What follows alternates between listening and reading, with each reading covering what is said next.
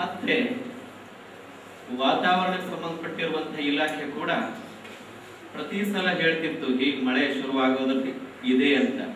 ಕಡೆ ಸಮೃದ್ಧವಾಗಿ ಮಳೆ ಶುರುವಾಯಿತು. ಇದು ಹಿಂದಿನ ಬುದ್ಧಿ ಏನು ಅಂತ ನನಗೂ ಅರ್ಥ ಆಗಲಿಲ್ಲ. ಮೊನ್ನೆ ಗೆಳೆಯ ಚಿನ್ಮಯರಾವ್ರವರು ವರ್ಧಶ್ರೀ ಹೋಟೆಲಿನ 401ನೇ ರೂಮಿಗೆ ಕರ್ಕೊಂಡು ಬಂದರು. ಅಲ್ಲಿ ಅವರು ಸಂಯೋಜಿಸಿರುವಂತಹ 3-4 ಕವಿತೆಗಳನ್ನ ಕೇಳಿಸಿದರು.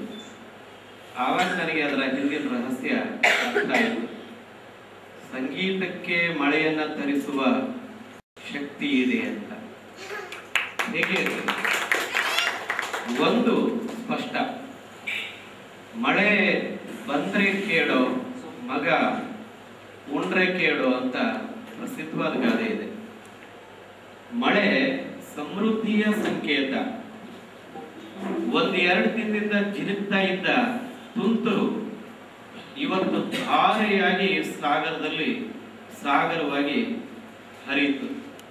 ಆದರೆ ಕಾರ್ಯಕ್ರಮದ ವೇಳೆಗೆ ಮಳೆ ನಿಂತು ತೊಟ್ಟಿಕ್ಕುವ ಹನಿಗಳನ್ನು ನಾವು ನೋಡ್ತಾ ಇದ್ದೀವಿ. ಸ್ನೇಹಿತರೆ, ಗೆಳೆಯ ಚಿನ್ಮಯ್ ನಾನೇನು ಆ ವೇದಿಕೆಯಲ್ಲಿ ಮಾತಾಡಬಹುದು ಅಂತ ಕೇಳಿದಾಗ ಸಂಗೀತದ ಬಗ್ಗೆನೇ 1-4 ಮಾತುಗಳನ್ನು ಆಡಿ ಅಂತ ಹೇಳಿದ್ದಾರೆ. ಆರ್ಗಸ್ ಅನ್ನುವಂಥ ಒಬ್ಬ ರಾಕ್ಷಸ ಗ್ರೀಕ್ ಕಥೆಗಳಲ್ಲಿ ಬರ್ತಾರೆ. ಆರ್ಗಸ್ ಅನ್ನುವಂಥ ರಾಕ್ಷಸನಿಗೆ 1,000 ಕಣ್ಣುಗಳು ಇದ್ದುವು ಅಂತ ಕಥೆ ಹೇಳುತ್ತೆ.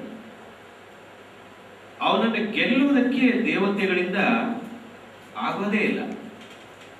ಯಾಕೆ ಕೇಳಿದ್ರೆ, ಆರ್ಗಸ್ 500 ಕಣ್ಣುಗಳನ್ನ ಮುಚ್ಚಿ ನಿದ್ರೆ ಮಾಡ್ತಿದ್ದ, ಇನ್ನು 500 ಕಣ್ಣುಗಳು ಹಾಗೆ ತೆರೆದಿರ್ತಿದ್ವು ಅಂತ. ಇದ್ದ ಆರ್ಗಸ್ ಇವನನ್ನು ಕೊಲ್ಲೋದು ಹೇಗೆ? ದೇವತೆಗಳು ಒಂದು ಉಪಾಯ ಮಾಡ್ತಾರೆ. ಒಂದು ಅದ್ಭುತವಾದ ಸಂಗೀತದ ಗೋಷ್ಠಿಯನ್ನ ಏರ್ಪಡಿಸಿ ಅಲ್ಲಿಗೆ ಆರ್ಗಸ್ನನ್ನ ಕರೀತಾರೆ. ಆರ್ಗಸ್ ಸಂಗೀತವನ್ನು ಕೇಳ್ತಾ ಕೇಳ್ತಾ ಕೇಳ್ತಾ ಮೈ ಮರೆತು 1,000 ಕಣ್ಣುಗಳನ್ನು ಮುಚ್ಕೋತಾರೆ. ದೇವತೆಗಳು ಅವನನ್ನ ಹಿಡಿದು ಕೊಂದಾಕ್ತಾರೆ. ಒಂದು ಸಂಗೀತಕ್ಕೆ ಎಂಥವರನ್ನು ಮೈ ಮರೆಸುವಂಥ ಶಕ್ತಿ ಇದೆ ಅನ್ನೋದು ಹೇಗೋ, ಅದ್ರ ಜೊತೆಲಿ ಇನ್ನೊಂದು ಸತ್ಯ ಇದೆ.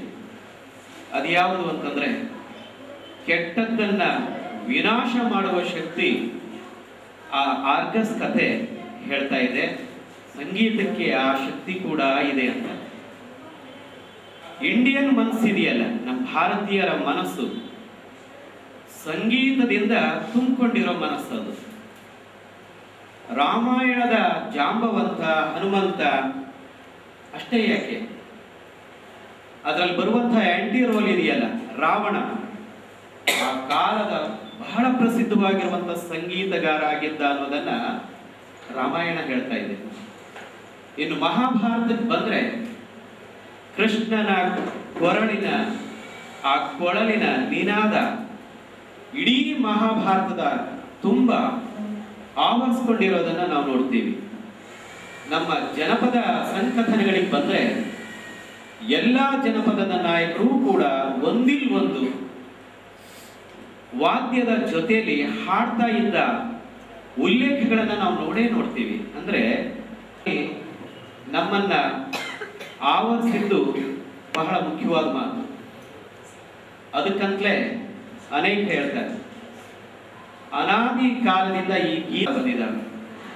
ಒಬ್ಬ ಸೂಫೀಸ್ ಅಂತ ಹೇಳ್ತಾನೆ, ಖಾದ್ರಿ ಅನ್ನುವಂಥ ಸೂಫೀಸ್ ಅಂತ ಹೇಳ್ತಾನೆ, ನಾದ ಅನ್ನೋದು ಬ್ರಹ್ಮಾಂಡದ ನಾಡಿ ಅನ್ನೋ ಮಾತನ್ನ ಅಂತ ಹೇಳ್ತಾನೆ.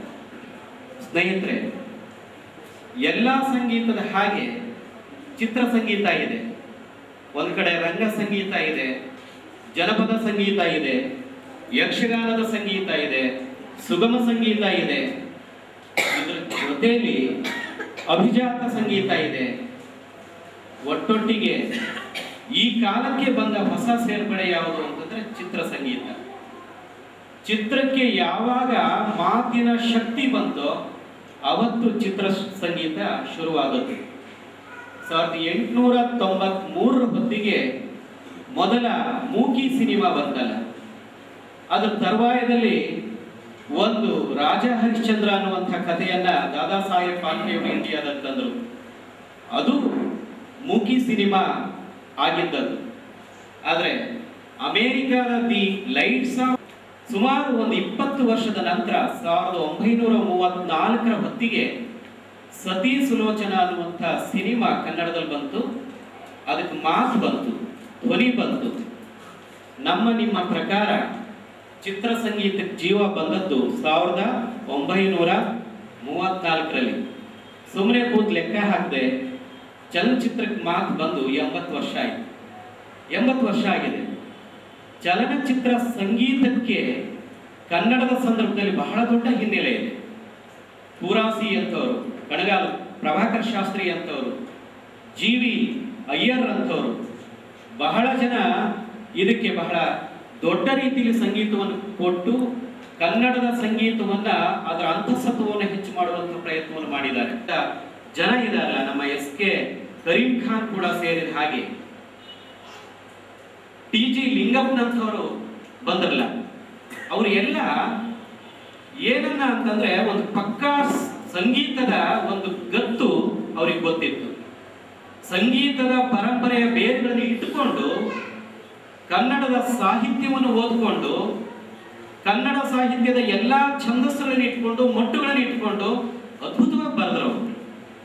ಆ ಕಾಲದ ಸಾಹಿತ್ಯ ಅನ್ನೋದು ಈ ಕಾಲದ ಕವಿಗಳು ಬರಿತಾ ಇದ್ದ ಭಾವಗೀತೆಗಳ ಸಾಹಿತ್ಯದ ಅಂತಃಸತ್ವಕ್ಕೆ ಸರಿಸಮವಾಗಿ ಇರುವಂತಹ ಸಾಹಿತ್ಯವನ್ನು ಬರೆದರು. ಆದರೆ ಇದೇ ಅಂತಃಸತ್ವವನ್ನ ಕನ್ನಡ ಚಿತ್ರ ಸಂಗೀತ ಕಾಪಾಡಿಕೊಳ್ಳೋದ್ರಲ್ಲಿ ಸೋತು ಅನ್ನೋದನ್ನ ನೀವು ನೋಡ್ತಾ ಬಂದಿದ್ದೇವೆ. ಈ ಕಾಲದ ಹಂಸಲೇಖ ಮಾಡಿರುವಂತಹ ಒಂದು ದೊಡ್ಡ ಬದಲಾವಣೆ ಅಂತಿರೋ ಅವಘಡ ಅಂತಿರೋ ನನಗೆ ಗೊತ್ತಾಗ್ತಾ ಇಲ್ಲ.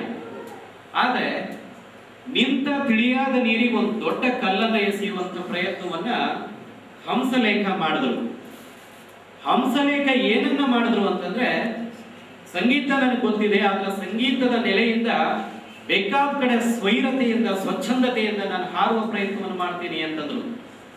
ಆದ್ರೆ ಅವರ ಪ್ರಯತ್ನ ಎಲ್ಲಿ ಬಂದು ಮುಟ್ತು ಅನ್ನೋದನ್ನ ನಾವು ಇವತ್ತು ನೋಡ್ತಾ ಇದ್ದೀವಿ. ನಿಜಕ್ಕೂ ಕನ್ನಡ ಚಿತ್ರ ಸಂಗೀತ ಪರಂಪರೆಯ ಒಳಗಡೆ ಇರುವಂತ ಬೇರನ್ನ ಕಿತ್ಕೋಬಾರ್ದಾಗಿತ್ತು ಮಾಡಿದ್ರು. ಸಂಸ್ಕಾರ ಚಲನಚಿತ್ರದಲ್ಲಿ ಜನಪದ ಮಟ್ಟು ಮತ್ತೆ ಯಕ್ಷಗಾನದ ಮಟ್ಟುಗಳಲ್ಲಿ ಇಟ್ಕೊಂಡು ಒಂದು ಪ್ರಯೋಗವನ್ನ ಮಾಡಿ ಸಂಸ್ಕಾರ ಸಿನಿಮಾ ಗೆಲ್ತು. 1970ರ ದಶಕದಲ್ಲಿ ಸಿ ಅಶ್ವಥ್ ಕಾಕನಕೋಟೆ ಸಿನಿಮಾಕ್ಕೆ ಸಂಗೀತವನ್ನು ಕೊಟ್ರಲ್ಲ, ಅಲ್ಲಿಂದ ಒಂದು ದೊಡ್ಡ ಬ್ರೇಕಪ್ ಅವ್ರಿಗೆ ಸಿಕ್ತು. ಕಾಕನಕೋಟೆಯಲ್ಲಿ ಮೈಸೂರು ಸುತ್ತ ಇರುವಂತಹ ಕಾಡಿನ ಫೋಕ್ಲೋರ್ ಮಟ್ಟುಗಳನ್ನು ಅವರು ಬಳಸ್ಕೊಂಡು ಧಾರವಾಹಿಯನ್ನು ಮಾಡಿದ್ರು. ಧಾರವಾಹಿಯ ಪ್ರತಿಯೊಂದು ಶೀರ್ಷಿಕೆಯನ್ನು ಕೂಡ ನಮ್ಮ ಜನ ಇವತ್ತಿಗೂ ಮೆಲುಕು ಹಾಕುವ ಹಾಗೆ ನಿಂತುವಲ್ಲ. ಅದು ಯಾಕೆ ಅಂತಂದ್ರೆ ಅಶ್ವಥ್ ಗಟ್ಟಿಯಾದ ಸಾಹಿತ್ಯ ಮತ್ತೆ ಅದಕ್ಕೆ ಅನುರೂಪಣದ ಫೋಕ್ಲೋರ್, ಹಂಗೇರಿಯನ್ ಫೋಕ್ಲೋರ್ ಮತ್ತೆ ಲ್ಯಾಟಿನ್ ಅಮೆರಿಕಾದ ಫೋಕ್ಲೋರ್ ಅನ್ನ ಮೂರನ್ನೂ ಸಂಯೋಜನೆ ಮಾಡಿರುವಂತಹ ಹಾಡುಗಳು ಇವತ್ತಿಗೂ ಕೂಡ ತುಂಬಾ ಫ್ರೆಶ್ ಆಗಿರುವಂತಹ ಕವಿತೆಗಳು.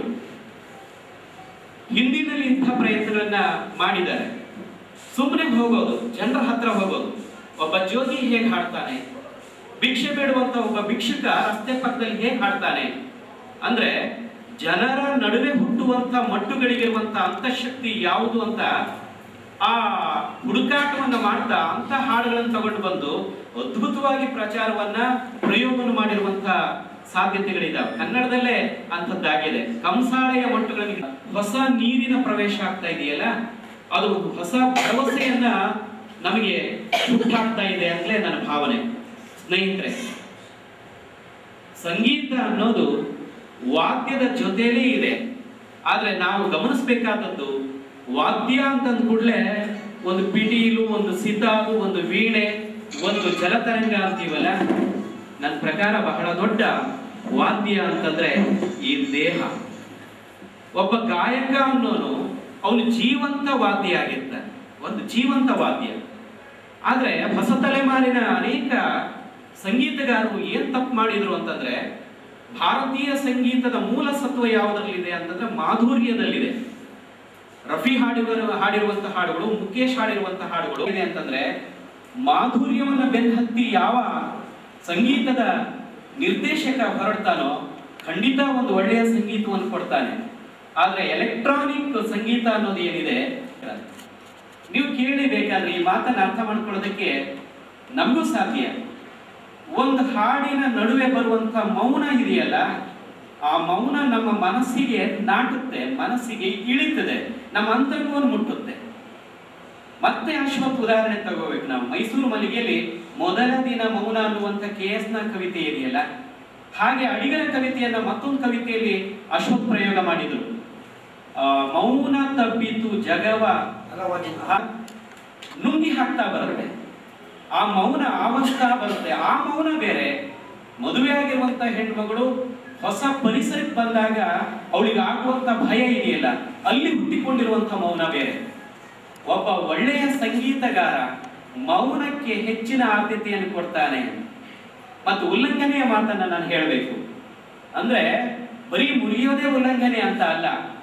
ಈ ಯಾರು ನಮ್ಮ make rule I break rule ಅಂತ, ಅಂದ್ರೆ ಪ್ರಯೋಗಶೀಲ ಮನಸ್ಸಿರುವಂತವನು ಈ ಪ್ರಯೋಗವನ್ನು ಮಾಡ್ತಾ ಹೋಗ್ತಾನೆ. ಸಂಬಡಿ ಮೇಕ್ ರೂಲ್, ಕೆಲವರು ನಿಯಮಗಳನ್ನ, ಪ್ರಮೇಯಗಳನ್ನ, ಸಿದ್ಧಾಂತಗಳನ್ನ, ಕಾನೂನುಗಳನ್ನು ರೂಪಿಸ್ತಾರೆ. ಐ ಬ್ರೇಕ್ ರೂಲ್ ಅಂತ ನಮ್ಮ ಕನ್ನಡದ ಸಂಗೀತಗಾರರು, ಸಂಗೀತ ಸಂಯೋಜಕರು ಕಲಿಬೇಕಾದ ಬಹಳಷ್ಟಿದೆ. ಅವನು ಮುರಿದು ಬಿಸಾಡ್ಲಿಲ್ಲ, ಮುರಿದು ಕಟ್ಟುತ್ತಾನೆ. ಬೆಥವನ್ ಸಂಗೀತ ಇವತ್ತು ಪ್ರಪಂಚದಲ್ಲಿ ಮುನ್ನೆಲೆಗೆ ಬರ್ತಾ ಇದೆ ಅಂತಂದ್ರೆ ಅವನು ಹಳೆಯದನ್ನು ಇಟ್ಕೊಂಡು ಒಂದು ಹೊಸ ಪ್ರಯೋಗವನ್ನು ಮಾಡ್ತಾ ಅದಕ್ಕೊಂದು ಆವರಣವನ್ನ ಸೃಷ್ಟಿ ಮಾಡ್ತಾನೆ. ಮಾಡಿದ್ದಾರೆ, ಅದ್ಭುತವಾದ ಕಂಠವನ್ನು ಹೊಂದಿದ್ದಾರೆ. ಅವ್ರ ಹಾಡುಗಳನ್ನು ಕೇಳಿದಾಗ ನನಗನ್ಸಿದ್ದು, ನಮ್ಮ ಸ್ನೇಹಿತರಿಗೆ ಅನ್ಸಿದ್ದು, ಚಿನ್ನು 3 ಹೆಸರು ಇದ್ದಾವೆ, ರಾಜೇಶ್ ಕೃಷ್ಣನ ಹೆಸರಿದೆ. ಯಾರು ಹಾಡಿದ್ರು ಕೂಡ ಒಂದು ದಿನ ಚಿನ್ಮಯ ಕೇವಲ ಸಂಗೀತದ ಸಂಯೋಜಕ ಆಗಿ ಮಾತ್ರ ಉಳಿಯೋದಿಲ್ಲ, ಒಬ್ಬ ಅದ್ಭುತವಾದ ಹಿನ್ನೆಲೆಯ ಗಾಯಕ ಆಗಿ ಬೆಳೀತಾರೆ ಅನ್ನೋ ವಿಶ್ವಾಸ ಖಂಡಿತ ನನಗಿದೆ. ಸಂಗೀತದ ಹಿನ್ನೆಲೆಯಲ್ಲಿ ಕೆಲಸ ಮಾಡ್ತಾ ಇರುವಂತ ಗೆಳೆಯ ಡೇವಿಡ್ ರವರನ್ನ, ಅನಿಲ್ ಸರ್ ಅವರನ್ನ, ಅವ್ರ ಶ್ರಮವನ್ನು ಮರೀತಾ ಇಲ್ಲ. ನನಗಿದು ಸಾಂಕೇತಿಕವಾಗಿ ಯಾಕೆ ಕಾಣಿಸ್ತಾ ಇದೆ ಅಂತಂದ್ರೆ, ಬಹಳ ದೊಡ್ಡವರು ಗಾಳಿಪಟದ ಬೆನ್ನು ಹತ್ಕೊಂಡು ಹೋಗ್ಬಿಡ್ತಾರೆ, ಬೇರನ್ನ ಮರೀತಾರೆ. ಆದ್ರೆ ಬಹಳ ದೊಡ್ಡವರು ಇರಲ್ಲ, ನರಿತಲ್ಲದೆ ಮುಂದಣ ಹೆಜ್ಜೆಯನ್ನು ಇಡಲಾಗದು ಅಂತಾನೆ. ನಾವು ಬೆಳೆಯೋರಿಗೆ ಈ ವಿವೇಕ ಬೇಕು, ಈ ವಿವೇಕ ಬೇಕು. ಎಲ್ಲ ಒಂದು